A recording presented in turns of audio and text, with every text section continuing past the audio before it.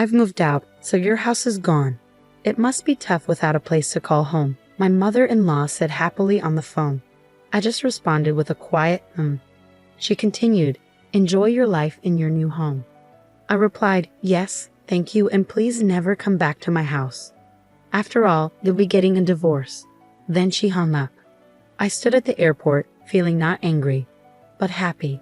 I clenched my fist in a small victory and walked home feeling light. My name is Emma. My husband, David, had to go work abroad soon after we got married, so we had to live apart for a short while. David and I had been dating for 5 years before we got married, and we had lived together too. We trusted each other a lot because of our long relationship. I wasn't worried about David cheating on me. I just hoped he stayed safe while he was away. Our days should have been calm, even though sometimes I felt lonely. But things got complicated when my mother-in-law decided to move into our house. She got divorced when David was young.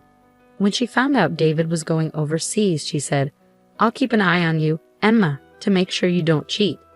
She started living in our house without asking us first. It turns out she was cheated on and left by my father-in-law, who disappeared afterwards. Worried the same thing might happen to David, she decided to watch over me. But her constant spying made life really hard. I felt desperate, so I asked David for help. He kept telling his mom to leave, but she wouldn't listen. David trusts you too much, Emma. I can tell you'll cheat. She accused me for no reason, giving me a headache every day. No matter what I did, she thought I was being unfaithful. She wouldn't even cook dinner for me. She'd use food from the fridge to make her own meals, never leaving any for me, and she didn't buy groceries herself. She used the ones I bought, leaving me with nothing when I came home. I complained about it, but my mother-in-law didn't seem to care or listen. I bet you're out having dinner with your boyfriend since you're cheating, she'd say, which made me really upset. Even when I came home late from work and started cooking, she'd make a scene, saying, you must be cheating if you come home at this hour, leaving your mother-in-law alone. During my busy work times when I often came home late, she'd always accuse me of cheating. It stressed me out so much that I felt sick. Please, I'm begging you, just leave. I'm not cheating. I really love David, I told her. David, who was too busy to come back to the US, tried his best to get his mother to leave, but her response was disheartening. So you want me to leave that badly? You must be cheating after all, she said. At that point, I could only sigh. On my day off, I went out to meet a friend, and once again my mother-in-law accused me of cheating. She was determined to catch me in the act and clumsily tried to follow me. She hid behind lampposts and her house's brick wall, trying to stay out of sight. I just ignored her and went on with my plans. I met up with my friend at a cafe, grumbling quietly so my mother-in-law wouldn't hear. Suddenly, I saw flashes of light. She was taking pictures of me. My friend, Abby, who I've known since our student days, looked suspicious and asked, "What's that?" Abby, being tough, started to get up, saying, "Should I say something to her?" But I quickly convinced her to stay seated. No, please stay, Abby." Abby had a pixie cut and wore street-style clothes, which made her look a bit like a man. I joked that my mother-in-law might have thought she was a guy, which made Abby burst out laughing. Finding the situation amusing, Abby leaned closer to me, pretending to hold my hand to tease my mother-in-law. Each time my mother-in-law took a picture, she seemed thrilled, snapping away while her nostrils flared with excitement. It was so ridiculous that I couldn't help but laugh along. After witnessing my mother-in-law's silly antics, I felt relieved and went shopping with Abby before we said goodbye. But as expected, my mother-in-law followed me home, hiding behind lampposts and walls just like before. Sometimes I'd play a quick game of red light, green light with her, and she'd scurry off to hide. It was amusing, and I found myself joining in her ridiculous game. I couldn't help but think how foolish she was to believe that I didn't notice her following me. When I got home and started taking off my shoes, she rushed in excitedly. If she was tailing me, she could have at least waited a bit before coming back. I was surprised when she showed me a disposable camera. "Emma, I finally caught proof of your cheating. I'm going to send these to David, so get ready." "Oh really? Good luck with that," I said casually, which she didn't like. She spent the rest of the time buzzing around me like a nagging child. "Are you okay with this? It's proof of cheating. Your face and his are clear in the photos." But I just calmly kept saying, "That's fine." It was unfortunate that Abby's appearance sometimes led to her being mistaken for a man, but David knew her well from before we got married. So even if my mother-in-law sent a photo of me with Abby to David, he probably recognized her as just a friend.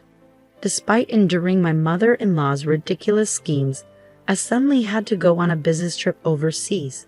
It was a shame I wouldn't get to see David because it was in a different country, but it couldn't be helped. I told my mother-in-law about my trip, although I didn't ask for her opinion. But in her mind, it seemed like a romantic getaway. As I got ready for my trip, my mother-in-law smirked and said, "It'll be a big problem if you come back pregnant from your romantic getaway. David hasn't seen you in a while, so it won't be easy to pretend the baby is his." Her distasteful thoughts made it pointless to argue back.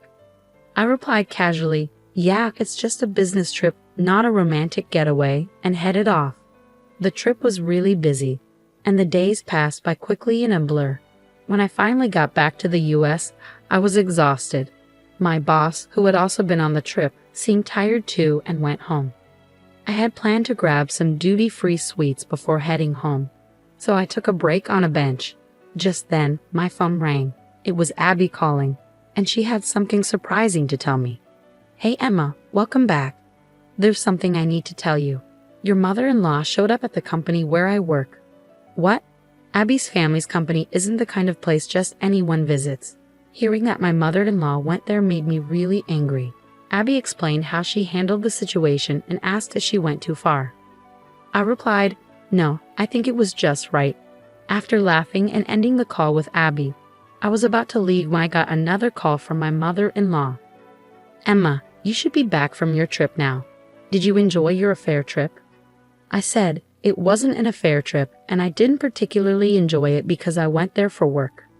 "Well, I've already sent David the evidence photos." I simply responded with, "Hi C" to my mother-in-law, who seemed pleased with herself. Ignoring my lack of reaction, she just kept on talking. "Actually, I moved, so your house is no longer there. I sold the old house. So you must be struggling without a place to go back to. But hang in there," my mother-in-law cheerfully said. I responded with an uninterested huh as she laughed happily. "Enjoy your life in your new house. Thank you, and please never come back to our house. After all, you're going to be divorced soon." After my mother-in-law hung up, I stood in the airport for a while. But slowly, I felt better. It wasn't anger in my heart, but joy. I did it. I pumped my fist a little and started my journey home with a light step. Of course, I was going back to the house my mother-in-law claimed she had sold. Maybe she had taken out the furniture. Even though a lot of things were missing, I accepted it as a parting gift. I quickly called a locksmith to replace the front door lock, ensuring my mother-in-law couldn't get in even if she tried to return. Then I sprawled out in the living room, basking in the freedom I had finally achieved. Inside the house, I pumped my fist again and shouted, "I did it." The next day, I received a call from my mother-in-law. "What's wrong?" I asked her with a hint of malice. She sounded flustered and trembled as she spoke. "Actually, I thought I sold the house, but it turns out I didn't. It seems I borrowed money without realizing it.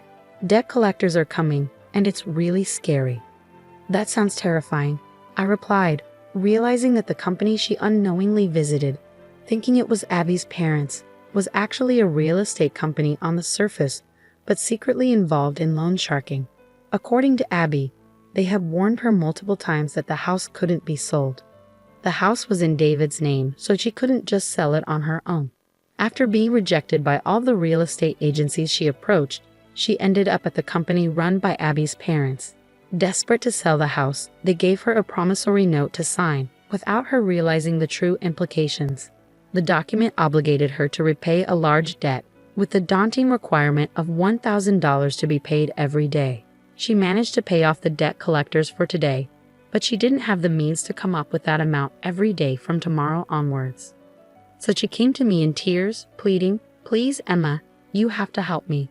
The debt collectors have been pounding at my door since dawn. It's terrifying. I can't sleep well, and I don't have much money. I used the borrowed money to buy a new house, so I don't have any savings left. How about this? Please transfer $10,000 to my account every week until I've paid off the debt." But honestly, do you think there will ever be a day when we can pay off this company's debt? Even if we combine my income with David's, it's impossible to come up with that much money every week. I'm sorry, but your only option is to work hard and earn it yourself. What? Like there's a job out there where I can make $1,000 every day. Well, why not try talking to the company you borrowed money from? Maybe they can help you find a good job. I meant it as a joke, but my confused mother-in-law responded, "Really? Then I'll go and see," and hung up. I sighed to myself, realizing there was no stopping my mother-in-law now. Later, I heard from Abby that my mother-in-law had suddenly shown up at the company and said, "I have no choice but to work because I have no money. Is there a simple and easy job where I can earn more than $1,000 a day?" Abby and her team managed to find my mother-in-law a job, but it wasn't what she expected. The company was one where many employees lived in rundown shacks serving as dormitories. At this company, the workers toiled tirelessly day and night, often doing physically demanding labor. Even elderly individuals were pushed to work relentlessly. My mother-in-law seemed to be working herself to exhaustion. The workplace dormitories were fenced in with barbed wire, resembling a prison, and employees were blindfolded and transported to and from work in vans, leaving them unaware of their location. "She'll be free, won't she? She can pay off the debt, if that day ever comes," Abby said with a smile. She's a dear friend of mine, but I can't help feeling a bit frightened for my mother-in-law. Several weeks after my mother-in-law disappeared, David's overseas assignment ended, and he returned home. When I explained what had happened to David, he simply said, "There's nothing we can do about my mom. All we can do is wish her well from a distance." It became clear that David never really got along with his mother. While he tolerated her because she was his mother, it seemed he had run out of patience with her constant suspicions about me, his wife. When I asked David of the supposed evidence photos of my infidelity, he said, "Oh yeah," as if he had forgotten, and handed me a photo from his bag. "That's Abby, right?" I have no idea why my mom would think this is proof of infidelity. I actually had a big argument with her on the phone. I told her I cut ties as she kept suspecting you, Emma, but she wouldn't listen. It really frustrated me, but I thought this was a good picture, so I brought it home. It's true, my mother-in-law might have had a talent for photography. What a shame.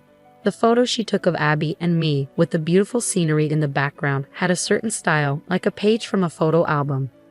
It was amusing how Abby was playfully making a peace sign behind her back. That was just so like her. We really owe Abby a lot. We should visit her properly sometime soon. Just be careful not to sign any documents she might try to give you. I'll never sign anything from Abby. David and I chuckled together. Finally, we were able to live like a newlywed couple. We had no idea what happened to my mother-in-law after that, but she's probably still working hard somewhere in the States. We could have found out where she was by asking Abby, but neither David nor I had any desire to track her down. David and I continued to live happily together, and eventually we welcomed our first child. We're enjoying our bliss.